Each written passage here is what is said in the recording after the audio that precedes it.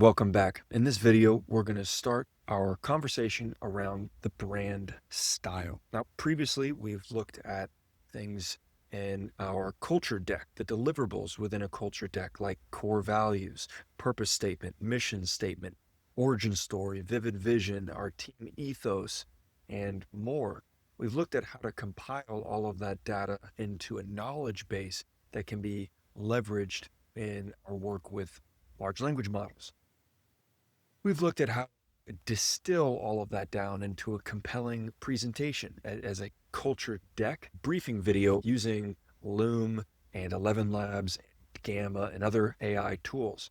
Now, we're going to leverage some of those similar processes and the creation of our brand deck, but there's a nuance to the visual identity of our businesses when compared to the tone of voice and the cultural elements to the brand. So we're going to have some overlap, but we're also going to find some distinct separation when it comes to brand style.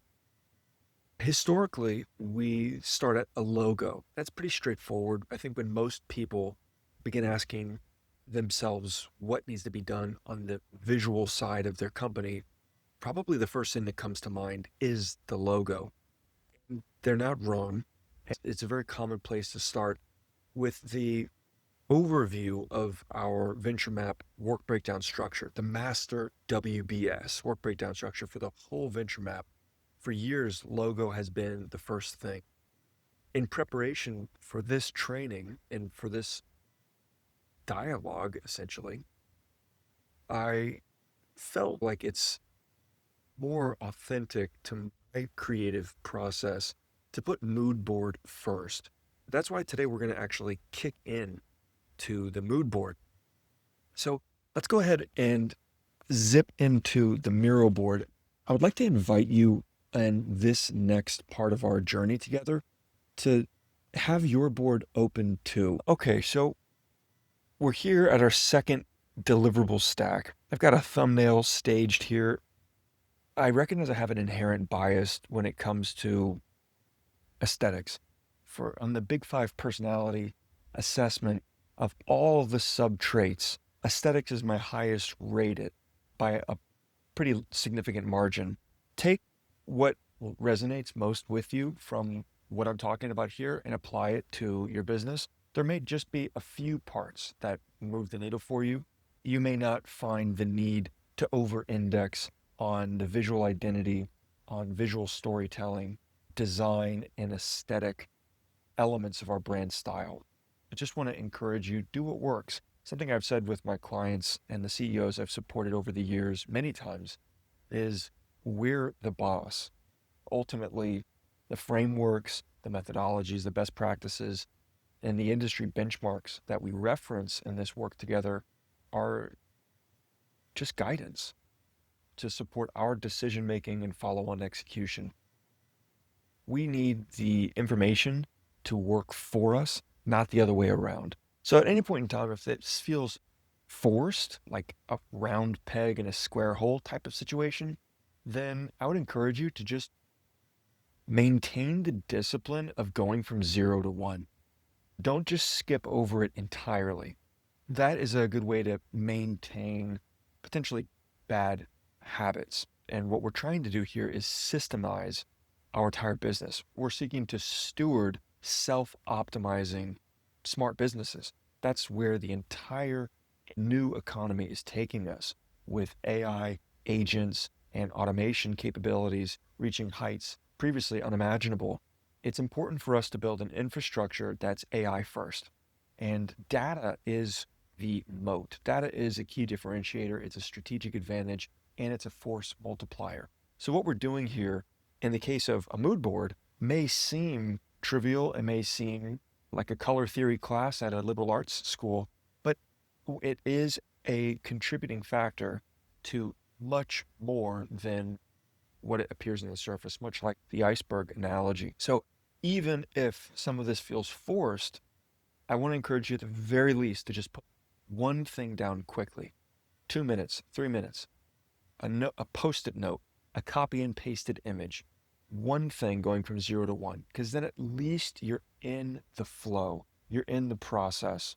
Okay, that being said, it's important to understand, differentiate between friction and force.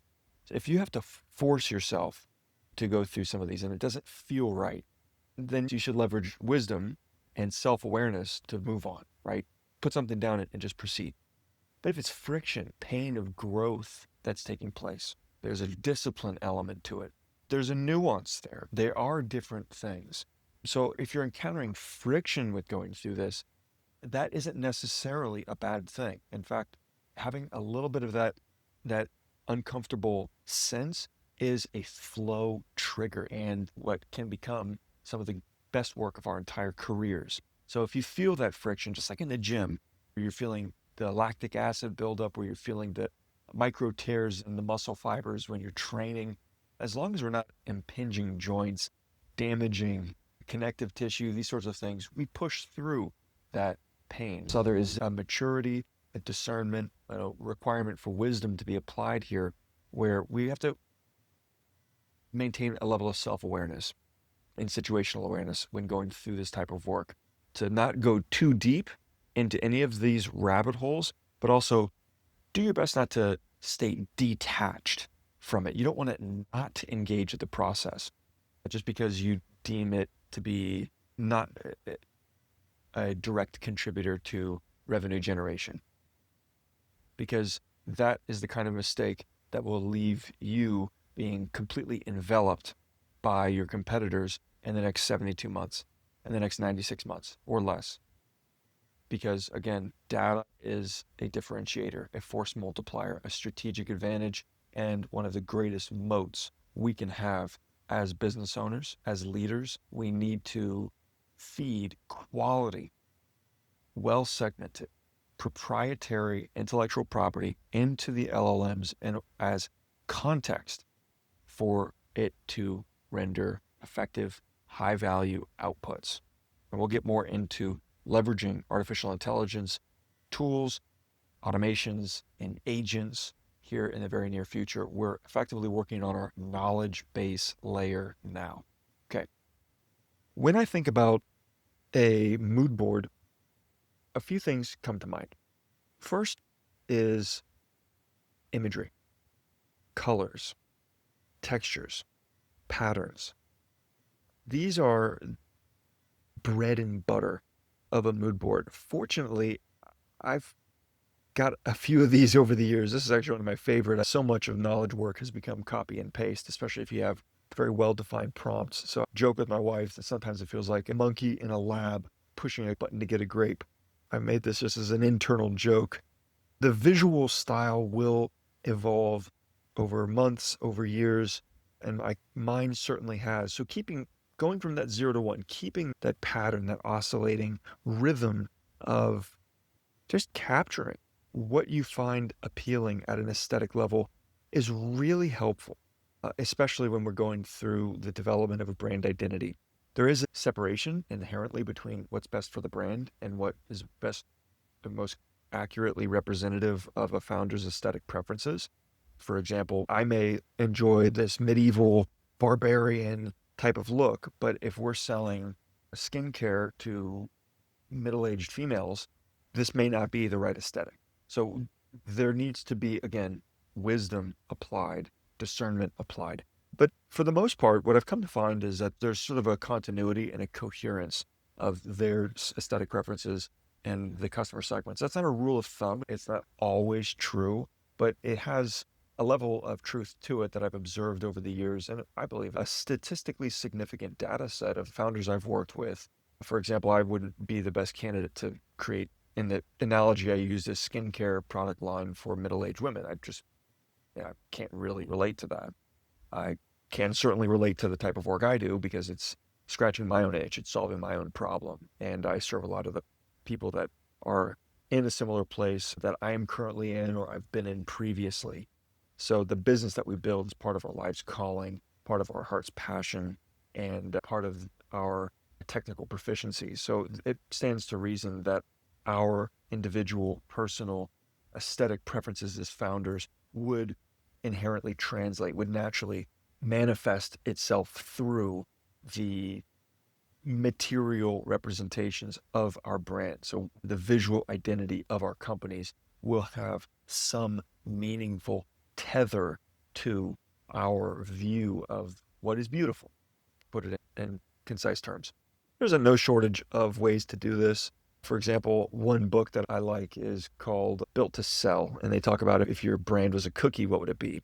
That's sort of a fun way to get out of the serious mode of this type of work. Conduct that thought exercise. If your business is a place, where would it be? If it's a feeling, what would it feel like?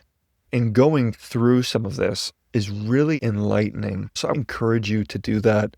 And what I'll do in the next video, now that I've teed up the brand style deliverable stack in the first place, where we're actually going to start is mood board, then we'll proceed into logo and other things, color palette, typography, iconography, brand imagery.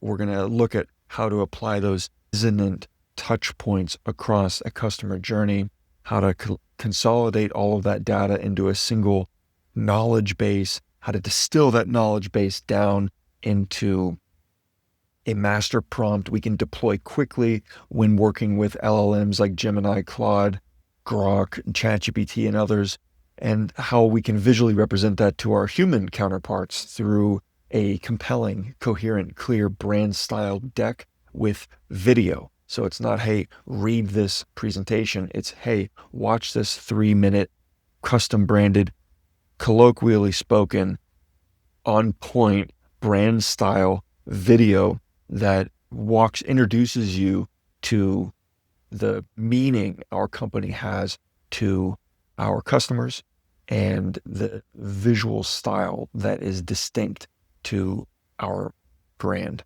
So that is a little bit of an introduction. In the next one, I'll actually get tactical and start fleshing out an updated mood board. But until then, if you got questions, comments, concerns, let me know. Otherwise, if you want to join me on the journey here, I encourage you to do so. If you don't have the map, simply join the free community. You can get one of these things easily. I'm even happy to meet with you one-on-one to get you onboarded for free. It's not a problem. You can get all the templates, trainings, and OPs for free to get you up to speed and work alongside of me as we build these blueprints out to have an AI-first business infrastructure. Thanks for watching, and I'll see you in the next one.